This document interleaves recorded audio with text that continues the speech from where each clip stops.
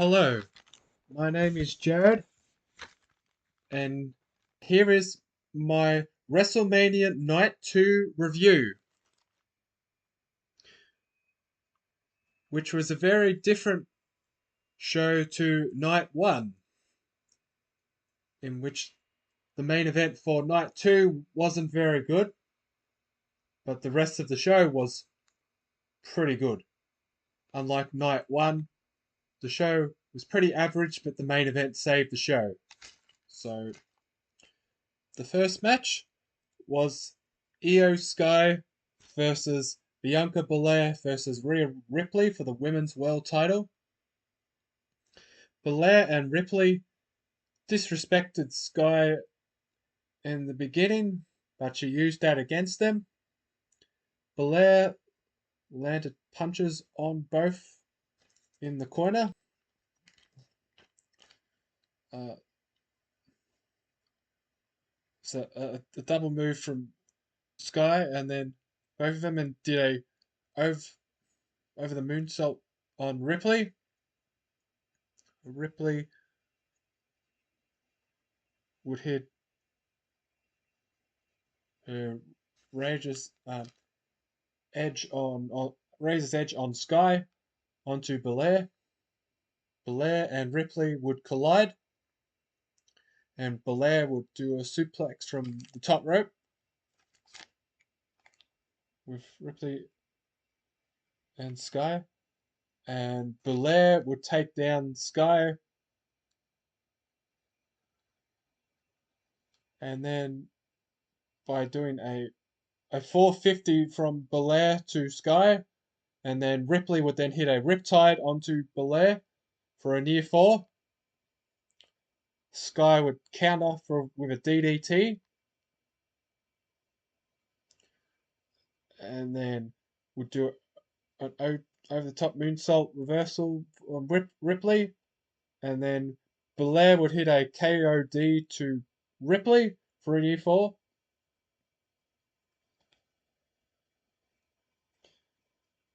And then Sky land head first on the corner by Ripley. Ripley would then attempt a Riptide, but Belair would use her hair to whip Ripley, and then would hit a KOD on her, attempting the pinfall, but Io Sky would interrupt with an over-top moonsault onto both Belair and Ripley. And then she would pin Belair to pick up the win and retain her championship. So the match was about Io Sky being the underdog and being disrespected, and proving the doubters wrong, which she did here by retaining her women's world title, which was cool to see. And the fans were really into Io Sky here. She was over with the crowd. So this was a really good match. I really enjoyed it. This was a great way to start off the show. The next match was Damian Priest versus Drew McIntyre in a Sin City street fight. McIntyre would go from behind at first, but Priest would counter this. McIntyre would suplex Priest onto the ramp. Priest would throw the steel steps to McIntyre. McIntyre would take advantage and take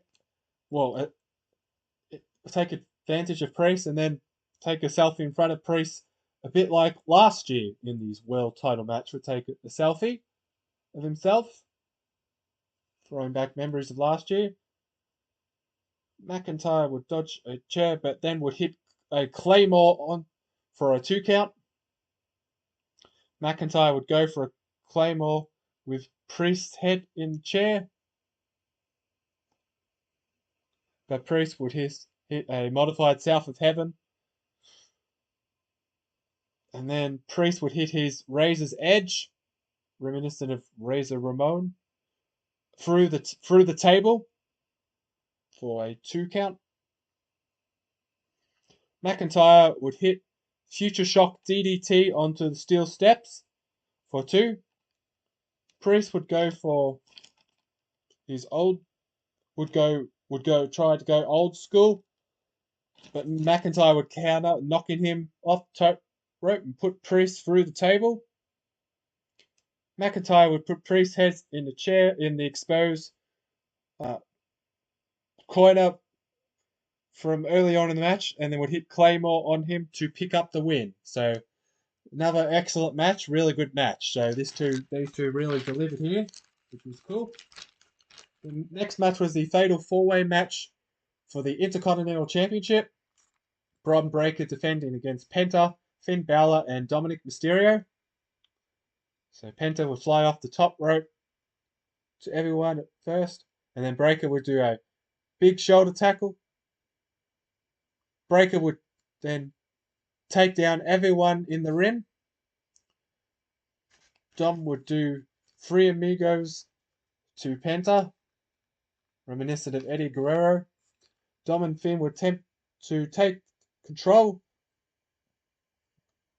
of Breakker, but he would do a double suplex and then do a Frankensteiner off the top rope to Balor.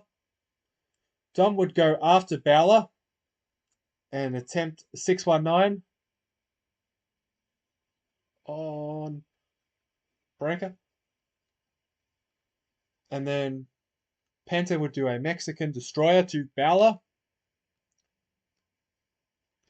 Breakker would see Carlito outside the ring, and then Carlito is on the table, and then Breakker decides to go from the Spanish announce table to the English announce table and then spear him through the table.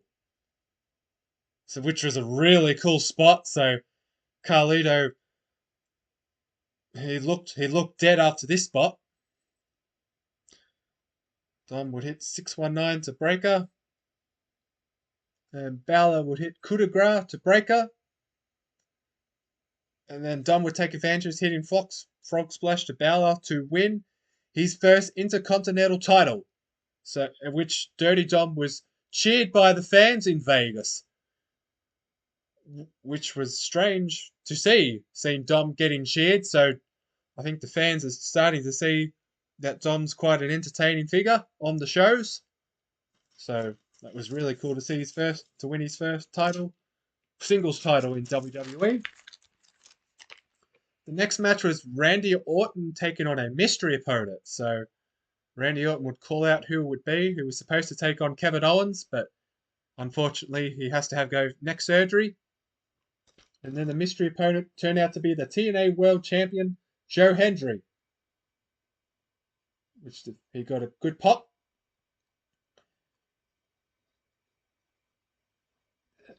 And then he would have some offense here, and would do his pose with the crowd when Randy Orton would strike from out of nowhere with an RKO, and then Randy Orton would pick up the win here. And then after the match, Orton handshakes Hendry and encourage him for the crowd to put him over. And then as Hendry turns to leave, Orton would strike with another RKO. And then, Orton would mock Hendry here, having some fun. So this was a pretty cool showing. The next match was Logan Paul taking on AJ Styles. Logan Paul with his entrance with the camera and showing the drone around in his entrance with the multiple cameras, which is cool. Paul would whip Styles into the ring post, and then they would hit a springboard crossbody to Styles. Paul would then do a frog splash from the top rope, and then Paul put Styles head first into the mat. So Logan Paul dominating here in the early going. Paul would hit a leg drop to Styles, and then hit a vertical suplex And then Styles would hit a vertical suplex into a brainbuster. Logan Paul would then hit a lion salt to Styles. And then would land on Styles on the other side of the ring. So the athleticism that Logan Paul has, like him or hate him, is insane. So he's very athletic. Logan Paul would then hit AJ Styles with his own Styles Clash. But then AJ Styles would then would hit a Styles Clash onto Paul. 2 count. And then Logan Paul's friend would show up, as he does in matches with Brass Knuckles. But then Karrion Kross would take it off him. Kross would encourage Styles to use Brass Knuckles and return to his evil ways character. But Styles would throw it away. But Logan Paul would take advantage of this by hitting his finisher to pick up the win here in this one.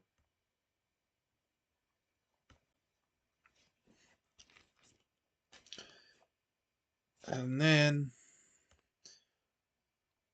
Liv Morgan and Raquel Rodriguez would take on Lila Valkyria and Becky Lynch for the tag team titles. Morgan would quickly tag out to not... Yeah, so Bayley was taken out by yesterday, and then so Lila Valkyria had a mystery opponent, which turned out to be Becky Lynch. So Morgan would quickly tag out to have to not face Lynch. Valkyria would then be dominated by Morgan and Rodriguez. Lynch would get the tag and hit a Bexploder. And then Morgan would hit Oblivion to Lynch for a kick out. Lynch would hit a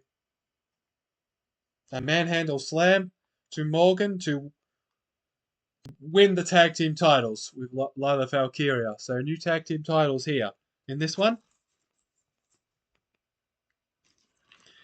And then Stone Cold Steve Austin would come out to announce the attendance, and well, unfortunately, he crashed his car on the barricade and nearly running a fan over at ringside. So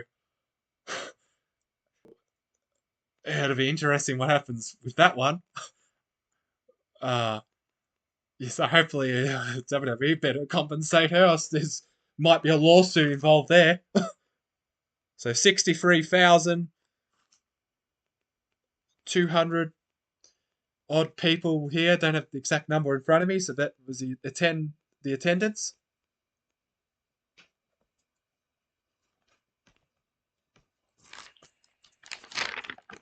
And then we saw the main event match, which Cody Rhodes would be defending the WWE Championship against John Cena.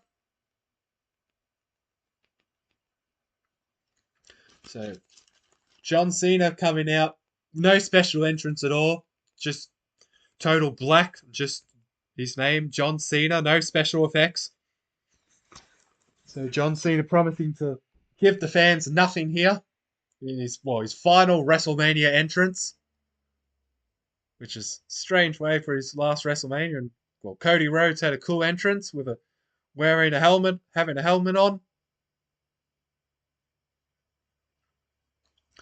So the match would start off at a slow pace with headlocks. A lot of headlocks here. Cena would hit a Tornado DDT for a near fall. Cena would hit 3 shoulder tackles of Cody Rhodes. And then Cody Rhodes would hit a thumb to the eye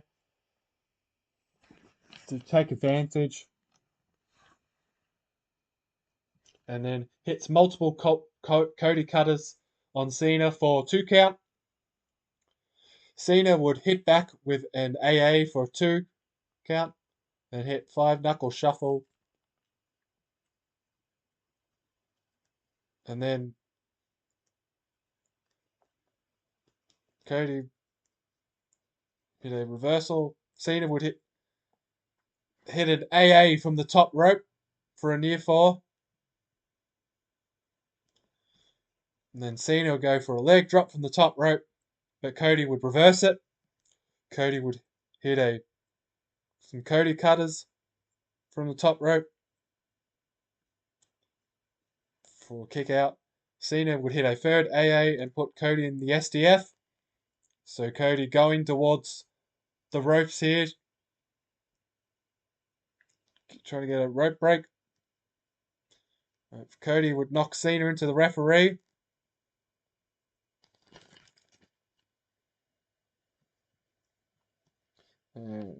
Cody would cross roads with the referee out, with Cena down. Cena with take off the turnbuckle and put Cody in the exposed turnbuckle, and then Cena would hit a fourth AA. Referee still down, and Travis Scott would come out here. Yeah, and that's where things kind of really went downhill, and it was just lame here. No Rock would come out. I was thinking, well, the Rock is gonna come out, surely. We got to see the Rock using involved in Elimination Chamber, but no Rock at all. I know he's off. I know he's filming the movie Moana 2 right now, but no Rock at all. It's just Travis Scott making a long walk down the ramp, very long walk. Cody Rhodes is down here. So seeing a big smile on his face here. And once Cody Rhodes up, Cody Rhodes would confront Travis Scott and hit him with crossroads here. Then Cody Rhodes and Cena would fight over the title, tug of war. And Cody would grab the title. And Cena's encouraging to hit him, but Cody Rhodes doesn't want to use the title, doesn't want a cheap way to win. So John Cena takes advantage of this and then kicks him, well, in the nuts, kicks him in the nuts, give him a low blow. And then Cena would grab the title and hit Cody with it, the title belt, with Cena calling the referee into the ring. And then the referee would score the pinfall. Cena would get the pin Cena would win his 17th world title, breaking, well, Ric Flair's record here. So Cena celebrating with Travis Scott winning his 17th world title, which is something I did not expect to see. Very, very strange, very anticlimactic. Was expecting a lot more. This was definitely the wrong way to go about him winning his 17th world title. It just makes. I thought it was really lame here. Really was really a terrible way for Cody Rhodes to lose his WWE title here.